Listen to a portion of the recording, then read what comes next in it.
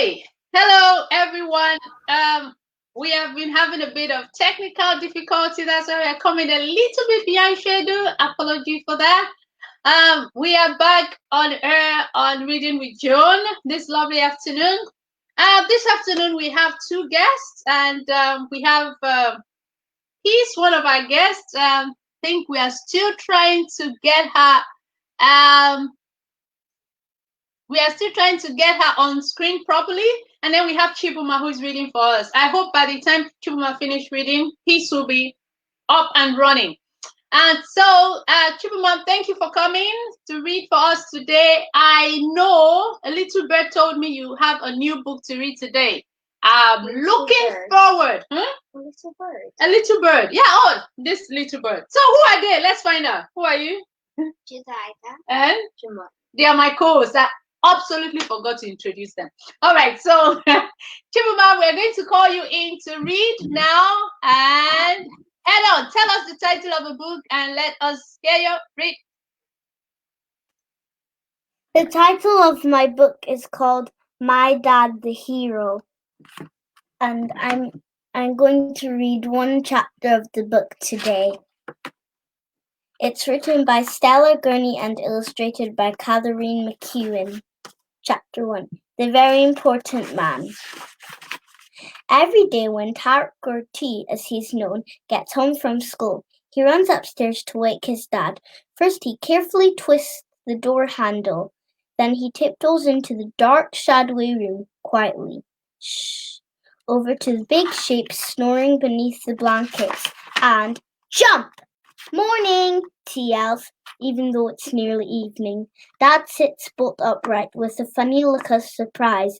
Then he laughs and tickles T and gives him a great big welcome home bear hug. It's T's favorite part of the day. On Monday, after T woke him up, Dad had a shower and then began to cook dinner. T had some maths homework to do. He was good at maths. He liked the way the answers to some slid into his head. As T worked, he could hear his little sister, Shazia, talking to the dolls Dad had made her. Dad made all sorts of things in his workshop. Actually, it wasn't really a workshop.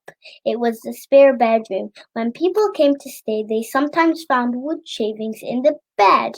Dad could carve almost anything. For T's last birthday, Dad had made him a beautiful cricket bat with toweling tape wrapped around the handle. Everyone at school always wanted to go on it. Dad was teaching T how to carve, but it was a lot harder than it looked. So far, T had made an airplane and a boat, although Mum hadn't been sure which was which. As he cooked, Dad sang along with a song on the radio. Then Mum came home from work, and one of the aunties popped round for a chat. Soon the kitchen was full of talk and steam and delicious smells. T felt very happy. While they were eating, Dad told a funny story about a bossy man who had got into his taxi last night. He was wearing a smart suit with a bow tie, and he said he was on his way to a very important party at the Grand Hotel. I said I knew how to get there, but he wanted to go his way, so eventually I just followed his directions. Dad began to laugh. T laughed too, even though he didn't know the ending yet. We drove and ended up right on the other side of town. Finally, the man admitted he was wrong, and we went all the way back again, but because he was so late, they wouldn't let him in. Dad was hooting with laughter. I had to take him home again. You should have seen his face. They all fell about on their chairs, laughing at Dad's impression of the man, even though T didn't like to hear about anyone being rude to his dad. Next, Mum told them about her day at work. It was her friend Marie's birthday. T's mum had made her some sweets, and someone else had baked a cake. We wanted to surprise Marie with them in her lunch break, said Mum.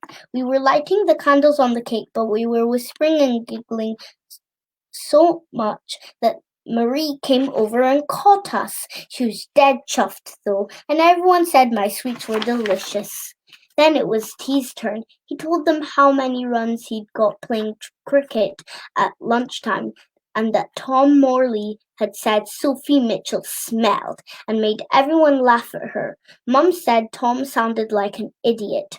Finally, Shazia told a story, but it wasn't very good because she was only 3. That night, Dad came and kissed T and Shazia good night before he left for work. T snuggled down under the covers and sighed happily. When he was grown up, he wanted to drive a taxi like his dad.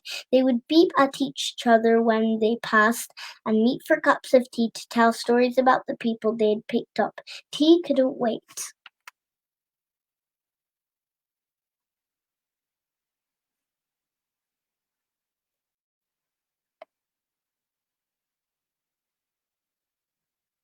That was fantastic, Chibunmam. Brilliant reading. Well done. That was what questions do you have for the girls?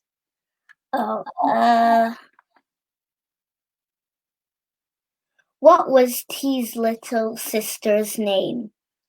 T's little sister. Beginning with M? Oh no, you have to say it. You can't say it beginning with M. I didn't hear properly. You didn't hear properly. Okay. Jamie, what was T's sister's name? Oh, come on. Chibunmam, help them out. They didn't hear you. It started with a sha. Sha. Charlotte? Ah.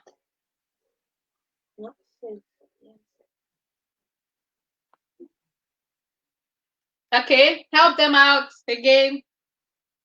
Shazi. Shazi?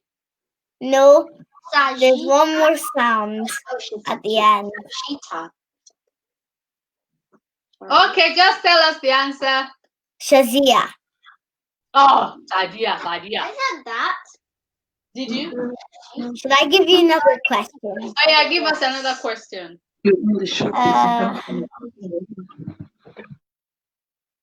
What was T wanting to be when he grew up? A taxi driver. Good. Taxi driver. Because that's what he wants to be. Taxi driver is an honorable profession. To be fair, some of them are richer than doctors. So, I am a hero to be a taxi driver. Shout out to all taxi drivers out there. We are proud of you from taking us from one point to another. And shout out to every kid that their dad is a taxi driver. You have a hero as a dad. I'm proud of you. Or mom. Or mom, you see? So, I'm proud of you. Thank you, Chibunmam, for the wonderful book. And I hope you continue next week. And kids, we want to welcome Peace on board. She's going to play an instrument for us. Am I right? Or read? But we'll put her on board and then she'll introduce herself. Okay, Peace, what are you coming in to do today? I am coming to play the piano for you. Oh, cool. So we're going to get out of the screen so you can play the piano. So we're going to get out of the screen so you can play the piano. Okay. Are you ready? Yes, we are. What's the title of the song you're playing? Waymaker. Oh, cool. All right. Okay.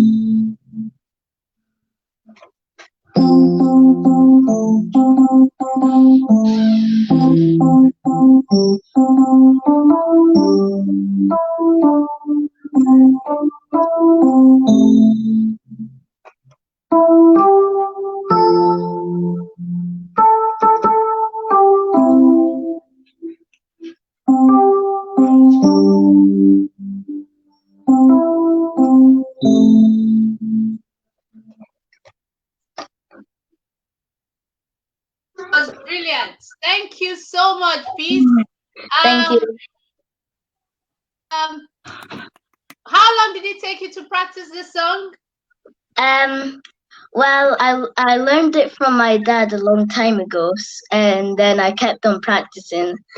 And then I'm so proud of you, and I hope you come next time soon and play for us. We love that. Did you guys like that? Yeah. Yes. Okay. Okay. So all right. So we'll come back on our side of the screen, and Jemima, are you reading for us today? Yeah. Okay. So Jemima is going to be reading for us while me and Jed zoom up. Jed, let's zoom up.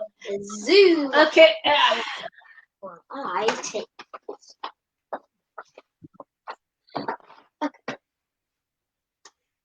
Mr. Nolan cheerfully continued. So, we're going to see the longest Roman wall in the UK, the largest standing stones in Northumberland.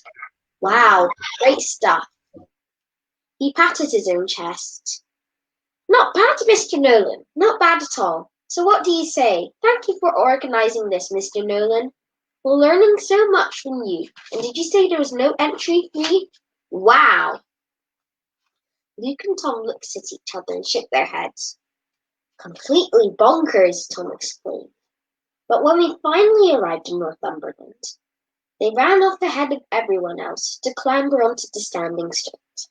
I knew straight away that these stones weren't really suitable to my collection. They looked like this, like Stonehenge. I had a quick look for bones around Hadrian's Wall, without any luck. Oh well. Why don't we have this in our playground, sir? Said Tom. This is pretty cool, Luke shouted. They're the ones who said touring. Moving stones. The Bull and the Mare may be the largest standing stones in Northumberland. They're tiny compared to Stonehenge in southwest England. Have you ever been? If not, you better persuade your family to take you straight away. Come on, can we go to Stonehenge? Okay. You're reading now. Okay. They are the most mysterious and famous stones in the world. Each of the 80 heaviest stones weighs 40,000 kilos, the same as a massive humpback whale. It's hard to believe, but all the stones came all the way from Wales.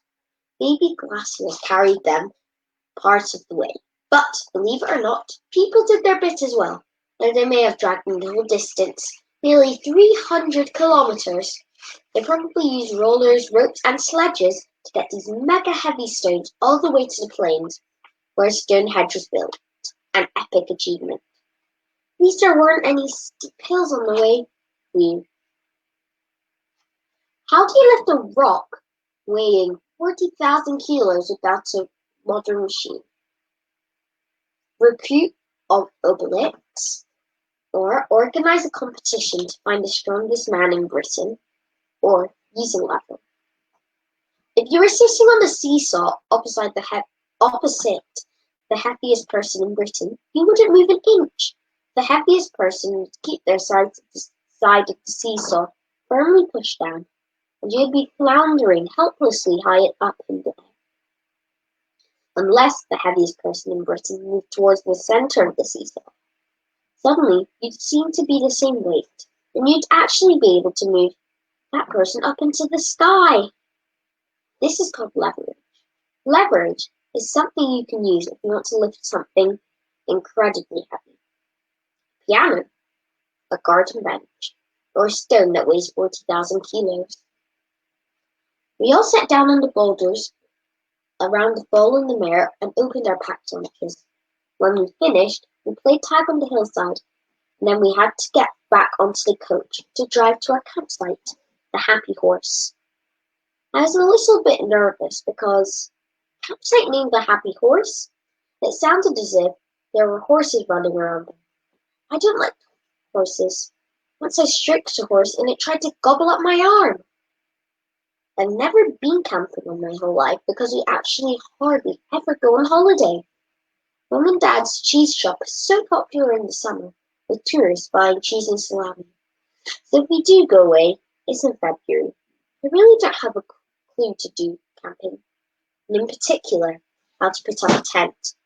I was dead certain that Tom and Luke would be laughing at me if I couldn't do it. So, last night, I'd especially taken some time to watch some videos about how to put up a tent. I soon found out there were many types of tents. Some you just broke into the air and they'd pitch themselves, but others you had to put up with holes and hammers and odd-looking long nails. Luckily, it wasn't too bad at all. There were no horses on the Happy Horse campsite, and we didn't have to pitch tents because they were already dead, and they were enormous. So big, there were even bunk beds inside, and Archie and I were sharing a bunk bed. We would take turns to sleep in the top bunk. The campsite boss was called Tony. He had a fluffy beard and a very fat tummy, and he wore blue trousers and big boots that made him look just like a garden gnome, and he was very strict. Toilets and showers are in the barn, he told us. Please keep them tidy or you'll have to clean them yourself. We don't want to waste water in this place, so shower tokens are 50 pence. If you want to wash your hair, you'll have to be quick. You have to be quick, as the warm water only comes out for 2 minutes, and after that it gets cold, freezing cold. I'm not taking a shower, Archie whispered. Me neither, I whispered back. The campsite has to remain tidy at all times. Tony looked around. Tidy up your mess and make sure you don't leave any food out. There's a pack of wolves that roams around in the woods and you wouldn't want to trap them. Everyone started to chatter amongst themselves. What? Wolves? Where? Here, he said. That's not true. I'm sleeping in a tent, said Florence. Okay, can I please have your attention? Tony called out. Anna put up her hand and looked around to see if we were copying her. Mr. Nolan whistled with his fingers. Let Tony finish, please. They won't harm you, said Tony, when everyone had gone quiet. Those words. Under normal circumstances, they don't attack people. Florence's mum frowned. Normal circumstances?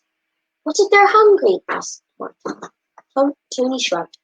They're likely to go for a rabbit or a bird. Archie and I looked at each other. We were thinking the same thing. The cool box with our frozen animals. Excuse me, I quietly asked. Do you happen to have a freezer which we can use for some frozen meat? Archie quickly chipped in. Which we can use for some frozen meat? No problem. There's a fridge in the barn with a freezer compartment. Maybe hold off for a minute, Mr. Nolan said, and he followed Tony out of the tent. I suddenly felt a poke in my ribs. It was Matthieu's elbow. Sam, you've got binoculars, haven't you? I shook my head. A telescope. Let's find two. Let's go out and hit a trail. Mathieu grinned. A trail? A trail of boots, he said.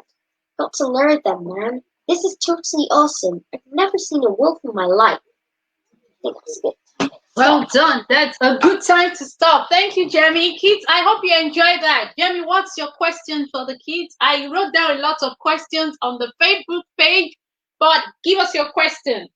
What was the name of the man who was in charge of the Happy Horse? What was the name of the camp director? Okay, somebody's raising up a hand. Let's see. Hold on a minute. I'm trying to function this thing. Where's my list?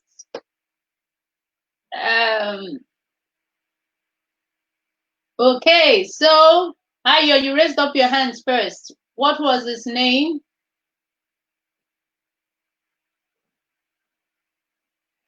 Wow, we have a lot of. It's frozen. It's frozen. Type it if you can type it. It's frozen. Okay. If you can hear me, type your answer. Or if you can unmute yourself. Okay, who knows the answer? Okay, Chibunmam. Okay, let's get Chibunmam on to tell us the answer. Chibunmam, what's the answer? Tony? Was it Tony? Yeah, okay, good. Oh, well done, Chibunmam. All right, so Jed, do you have anything for us to read today? Yes, we're already on 20 minutes. I know we're on 20 minutes because you use all the time to read. Huh, Missy? Okay, so we're just going to read a snap or two from Jed's book, Bites Like a Crocodile. Bites Like a Crocodile. Okay, let's move for Jed so Jed can read by herself. Okay. Fight like a crocodile. There was only one way to save Mulberry. If I let go of the parrot cage and dropped on Windy Wendy Pookie first. She fell backward and I squashed her flat like a pressed flower, probably a stick fork. Her arm stuck out, still clutching a grey cat. With the other arm she flung me away from her. I said nothing. I still had the pet shop key in my mouth, remember? Let's go, hissed Mulberry, but he was still on the pesky Tartan menu. Once I fed Mulberry to the fish, I'll see if they like porridge too. Windy Wendy staggered to her feet and swaggered back to the Tarhana's hand. She dangled Mulberry over the side, just inches from the sea of snapping jaws. Tucked the key into my collar and yelled, "No, you don't!" I thundered across the room, zinging and springing from cage to cage. When the animals saw me, they roared with delight. Windy Wendy goat bite like a crocodile, spring like a flea. Windy Wendy, I bit her with Hookie. Windy Wendy threw her arms in the air and mocked her. As he flew over her head, I held up the key. He grabbed it, slotted it skillfully in the door lock, and Mulberry swung on a heavy handle and dropped to the floor. The shop door creaked open and bashed Windy Wendy's big Hookie again. The little yins clambered onto my back and watched in amazement as Windy Wendy tottered and spun and stack of fat sacks and skidded sideways and knocked over the trunk of skunks. All at once, a bad stink filled the air and skunk blamed it on Windy Wendy, even though it was probably one of them. Next, a crate of chickens crashed to the ground and birds broke free. Soon the pet shop was a flurry of feathers and fur and ants and antlers and whiskers and husks and tusks and bugs and slugs and it was time to go. The sunny pavement looked warm and inviting. I darted forward. Where do you think you're going? Windy Wendy blocked the doorway with her bruised Hookie. Get back in your Wendy horse house or I'll squash you flat with this baby. She's actually holding a baby warless, but it wasn't the right time to correct her. I felt a little tug of my right ear. Let's get rid of this old meanie, said Rosie. You can't hold us all in, Ida shouted. Let's start the stampede. We ran around the room, opening cages, them like speedy sheepdogs. We herded the animals toward Windy Wendy and the open door. All the creatures were hungry for food and revenge. Windy Wendy squawked in terror and tumbled backward onto the tortoise who carried her through the door really, really, really, really, really slowly. Squawking parrots and parakeets at the petrified pet shop owner, while the rest of the animals followed the tortoise out into the sunshine. Get back inside, screeched Windy Wendy. What have I ever done to you? Lots a lot, Mufferty hissed. Not anymore. An army of animals chased her down the street. They were all fierce words now, especially the bird. This is the picture. All of them are out. All of them are out for Wendy Wendy. Wow, freedom! Yay! There are all three birds, and especially the birds. That's the last we'll see of her. He crossed really quietly because he was silly. Great teamwork, said Minnie Mom, giving us a little hug. I love happy endings. So do I. But this isn't the end yet. We still have to go to the next chapter and hope VJ can make everyone fit again. Exactly. All right. So I'll see you in the next chapter to see if everybody can be truly free. I am so excited. At last, everybody is free from Wendy. But there's something we learned today about teamwork. We'll talk about that later. And it's interesting, kids. Every book you read, try to make sure you find a significant lesson. I learned something about teamwork today. All right. Okay. Jed, do you have any questions? My question is, what did Porridge bite on Wendy Wendy? What did Porridge bite on Wendy Wendy? Anybody with an answer? Huh? Anybody with an answer? What did, say it again. What did Porridge bite on Wendy Wendy? Did you know that, Jamie? I think so. Do you? You want to help us, Jamie? Was it a piranha? No. Was it a snapping turtle? No. What? Oh dear. I don't know. So you're the only one. Yeah, tell us the answer. It's her buhuki. Yeah, buhuki. It's a buhuki. All right. What did he? Okay, ask us another question. Just ask us another question. A simpler question this time. Yes. I don't know. Okay. Okay. You have any question? No, but I do know. Okay. Well, actually. Oh, these girls are really, really slow now. I have a question. Good. How did they get out of the pet shop? No, how did Wendy Wendy get out of the pet shop? Okay. What was under her? Oh dear. One question at a time. How did, okay. She has an answer. Okay. Wait, is it how did the animals get out of the pet shop? Yes, that's what I wanted to find out. How did the animals get out of a pet shop? Or,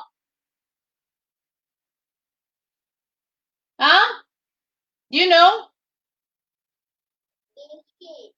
They escaped. Simple. Well done. That's it. They all escaped together with teamwork. Well done, Tamara. Brilliant. So, kids, we are so glad you joined us today. I had a lot of fun learning about not humbling. I hope these girls are going to let me rest, because the next thing is, we want to go and see the stone. We want to go and see the stone. And you see, exactly. That's going to be the next rhyming song in my house. I hope I'm going to survive this. But parents, kids, you tell your dad, mom and dad, you want to go and visit those stones in Northampton. And we'll see you tomorrow on Reading with Joan. Thank you for joining us. We had a fantastic time. Once again, peace. Thank you for coming. And girls and boys, and we'll see you tomorrow on Reading with Joan. Bye, everybody. Bye.